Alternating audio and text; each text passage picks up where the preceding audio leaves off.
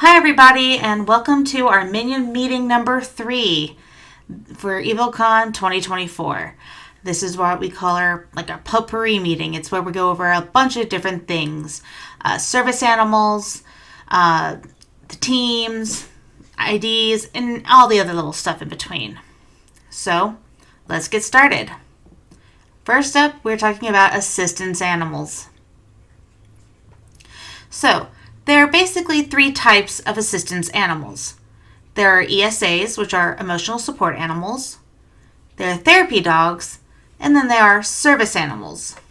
You can see on this little graph here the different things that they have access to and not in comparison. We're going to go over each one a little bit more in depth.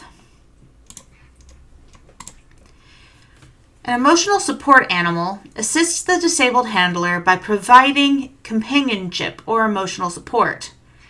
It's not limited by any specific type of animal. They are allowed in non-pet friendly housing, but they do not have public access rights. Public access rights means going into places like a store that would say no pets allowed, or in our case, the convention center.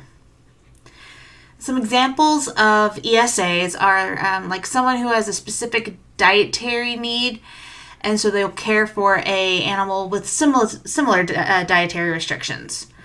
Or a person who's struggling to start their day may be encouraged by a cat's insistence. Or even watching and caring for a fish may be therapeutic for someone. ESAs have very little limiting what they can be. But that does mean they are limited a lot more on where they can be. Therapy dogs. These are trained and certified by accredited organizations.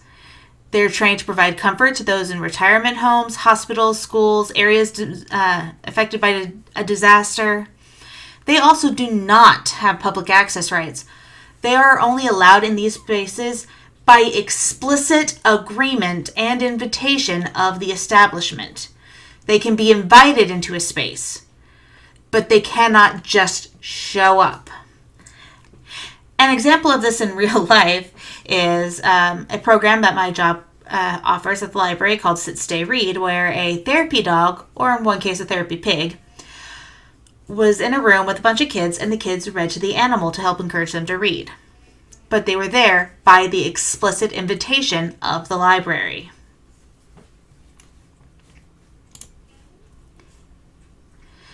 Now we get to the category that is most important for this presentation, service animals. Most commonly they are a dog, though there are miniature horses that are recognized as service animals as well. They are task-trained to mitigate the disability of a single disabled person. They can be trained by a program or by an individual. There is no federally recognized registration or certification. They are able to enter non-friendly pet establishments with their handlers. They are able to live in non-pet friendly housing, and they do indeed have public access.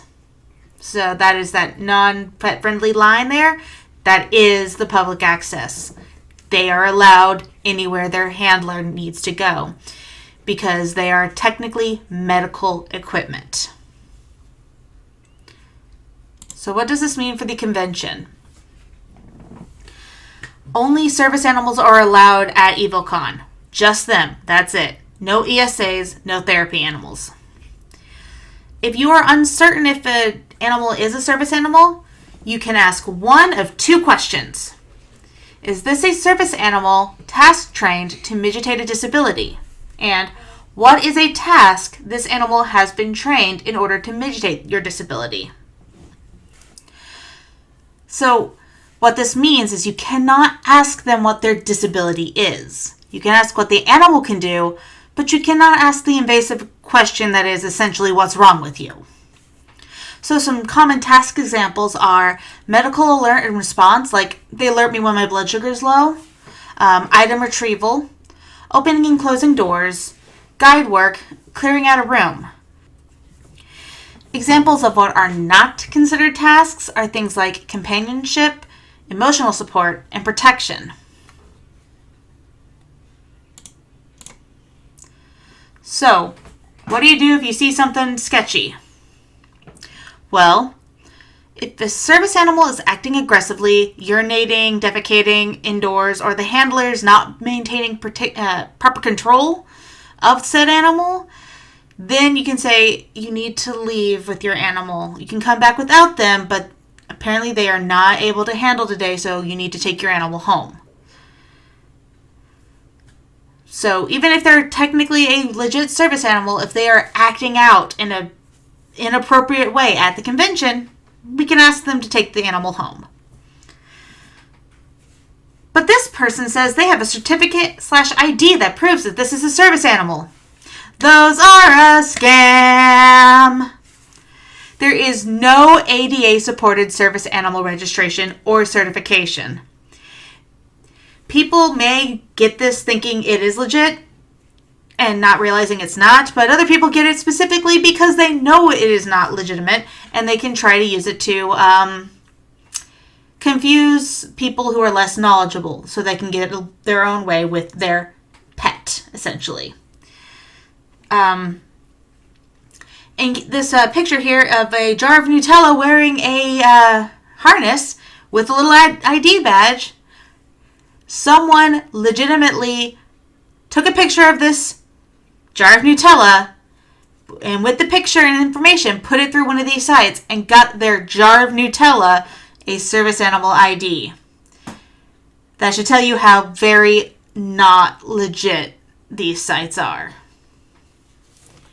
And that's it on service animals. Now for everything else. So, teams, the ribbon game, and IDs. First up is teams. Now, we've done this in years before, stopped it, and then now we're bringing it back.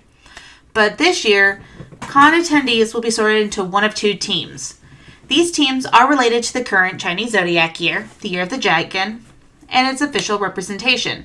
And each team is run by a staff team leader. This year, it's teams Mist and Cinder, two of our little dragon mascots. So, when attendees pre-reg, by registering online, they can choose one of the two teams. And when they arrive at the pre-reg table, each name will also list their team next to it. So you'll give them the button that matches the team. VIP guests will be able to choose or change their team at registration on Friday when they pick up their badge. If they are registering at con, they will be asked which team they would like to join. Team numbers will be monitored to ensure they stay balanced. So there may be a chance where someone's like, okay, next so many people will have to be on Team Cinder. So you'll just be listening to the registration coordinator. And making sure to choose the team that is less in numbers if need be. More than likely, you're going to be able to let them choose which team they want, but there may be times where you just have to tell them you're going to be on this team. And then we have our team points, which are coins this year. Each team will compete to earn points, which are going to be referred to as coins, because dragons and hordes. They will be awarded in a variety of ways, including coins being hidden about the convention for attendees to discover and claim, selfie bingo, which we're bringing back, which for, individual bingos and completing the entire board, completing the challenges from the Ox King's Conquest, winning a tournament, or even having the most ribbons from the ribbon game that day. Coins will be collected between 12 and 8 on Friday, 9 a.m. and 8 p.m. on Saturday, and 9 a.m. and 2 p.m. on Sunday. And then the prizes will be awarded to the teams earning the most coins during closing ceremonies. So, unlike tickets, you will have nothing to do with handing out these coins. It's not a thing that the volunteers have to deal with.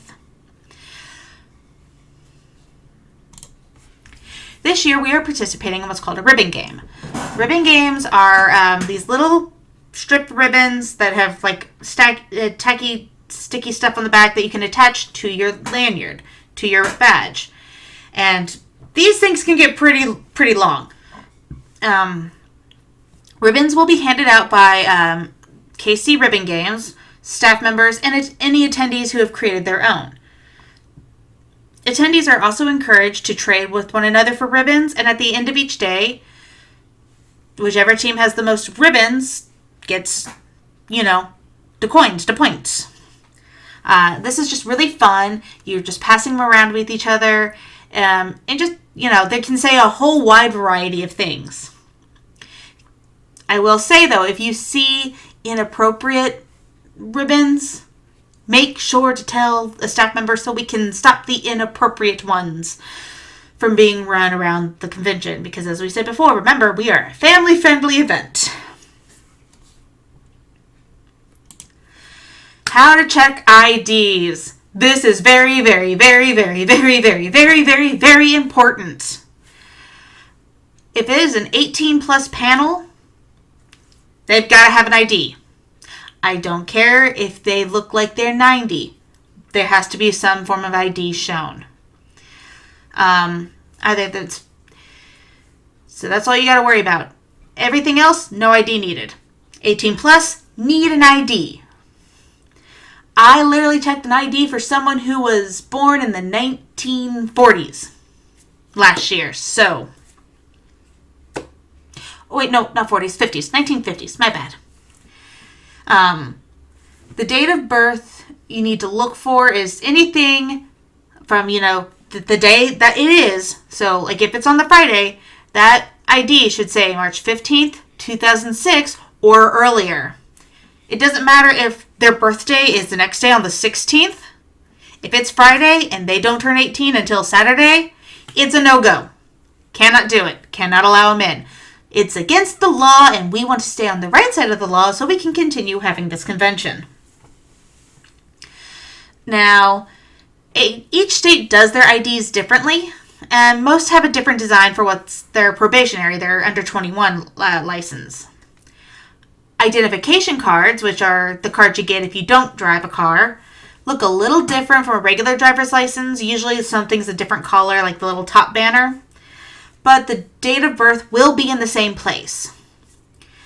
Our next few slides are just going to be examples of the licenses you will most likely see and where the date of birth is located. So here on Indiana ones, date of birth is right down there near the bottom. On the regular license and on the probationary, you have two options to find it. Down there at the bottom, or the handy dandy at the top, under 21 until and under 18 until bit. So, yay. Kentucky IDs. On the regular one, it's just kind of right there in the side on the middle. And on the probationary, you have it at the top, and then in under 18, under 21, just a little bit further down, and side by side instead of stacked. And I'm not a big fan of that. Also, I am so sorry, it is blurry. It was the best one I could find at the time. Illinois IDs have it at the top, right under their license number on the regular IDs. And for the probationary, they have that wonderful under 21 and under 18 in bright colors right underneath the picture, and a date of birth right above the address at the bottom. Ohio IDs, for the regular, right there at the very bottom underneath the photo of the person. And for the probationary, directly across from his lovely face, and underneath it is the under 18, under 21, which is a little bit lower, so you can always look at those. And our last one is the Michigan ID. Date of birth, right up there, next to the head. On the probationary, right near the top, and then there's the under 18, under 21. That one was the best one I could find. I could not find one that said both. But if they're under 18, when they get their probationary, it will say it as well with their dates. And we have one more meeting. It is February 25th, and it's where we're going to go over registration and peace bonding. I'm going to give you a quick synopsis of how to work the registration desk and what is expected of you, and how to do peace bonding. So thank you all for watching, and I'll see you all soon.